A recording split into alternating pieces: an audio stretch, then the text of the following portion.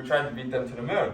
And so if you actually look at a lot of the propaganda during that time, this is Russia, trying to strive for superiority, but then this is also American propaganda during that time. And you can see the Soviet flag here being stomped under, and it's kind of like this sense of we're trying to strive for superiority and avoid inferiority. Now that's something you can consider as maybe a positive example of America trying to strive for space race, because we did a lot of things. We built a lot of technology that's helped us today and we can use in everyday life. However, there's also negative examples of that. After World War I, Nazi Germany, they felt inferior. They had to pay a lot of money to the powers that they tried to defeat, and so they felt inferior, and that's what allowed Hitler to rise to power. And you could look at the propaganda during that time. Obviously, they're trying to, and with the whole concept of eugenics, they're trying to strive for superiority, literally by taking those who they consider as inferior and telling them to not breed and killing them. And so in this picture, we can see a superior being, or what the Nazis would call a superior being, in their propaganda. And that's kind of what they were striving for. So that inferiority at the beginning after World War I pushed them towards striving for superiority. So now Alfred Adler goes into this concept of a final goal, right? So when we do feel inferior, what is it that we do? Well, we create a final goal, and that's what our goal is. That's what our entire life is oriented around. Now, there's two things to remember with this final goal. The first thing is that it is completely fictional, right? I assume people here have final goals that are different from other people, and there's no objective measure like a final goal. There's no better or worse final goal. We just create it through our imagination, and we do this at around after 4 to 5 years. If we take 4 to 5 years to set our goal, and then after that, we orient our lives around this goal. Now, these are some examples of how we orient our lives around, or how it's arbitrary and how we try to set rules and boundaries for ourselves. Because although it is arbitrary, like maybe you turn in the test and your teacher is like, this is good, maybe the same teacher on a different day might give you a different score, right? But we try to set rubrics for ourselves. So this is like scholarship application, right? Where it's looking at your life, personal accomplishments, goals, community impact, extras.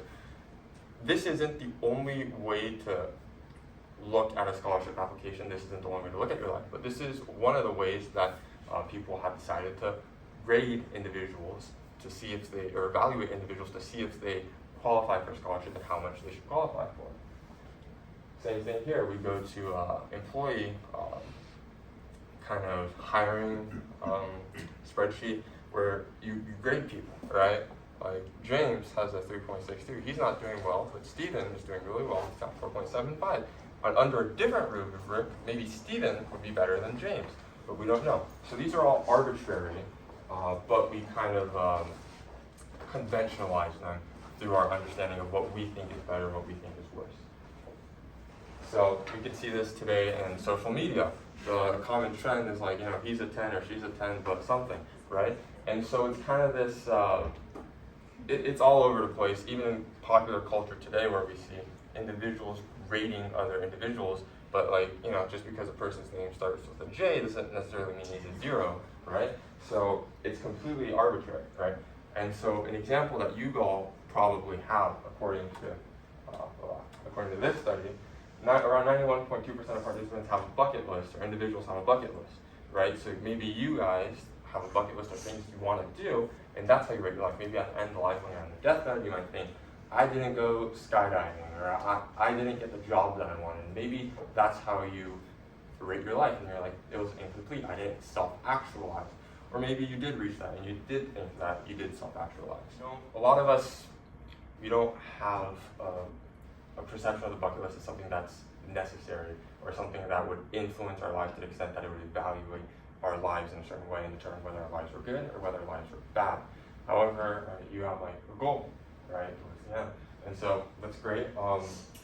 So just in case you guys wanted to know, desire to travel was 78.5% of participants, and I heard desire to travel from a lot of groups here, so it's pretty interesting. Experiments actually working in real life. So okay, and desire to accomplish personal goal, as you said.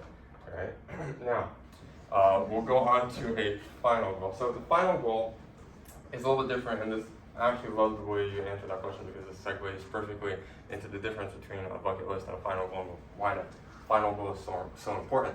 So a bucket list, your whole life isn't oriented around a bucket list. However, with a final goal, pretty much all your action is oriented around that final goal. And then when you attain that final goal, you reach that superiority, which in this case would be self-actualization.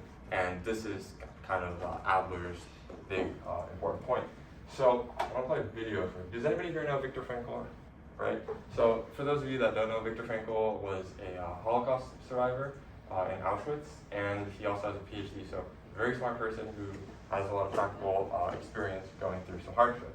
And he talks about how important a final goal is, or how important purpose is. Viktor Frankl, once again, he's been through a lot, which, I mean, that's an understatement, but, right? So he's talking about how important meaning is, and to the extent that, like, in Auschwitz, neurotic symptomatology was apparently lower than it was in real life, right? And so that's how important meaning is, and if you actually read Viktor Frankl's book, he talks about meaning and how important that was for him to survive Auschwitz. And he also found that other individuals who didn't survive those Holocaust camps were those that didn't have that final goal. And so we go to Maslow's hierarchy of needs, and something that I found interesting was that Maslow was actually, like, this hierarchy of needs was influenced by Adler's thinking. And so the self-actualization, there's a lot of theorizing behind it, but we believe that self-actualization was based off of Adler's striving for superiority, avoiding inferiority. And so whenever you see Maslow's hierarchy of needs, which is very popular with psychology, it comes from Adler, or Maslow was influenced by Adler.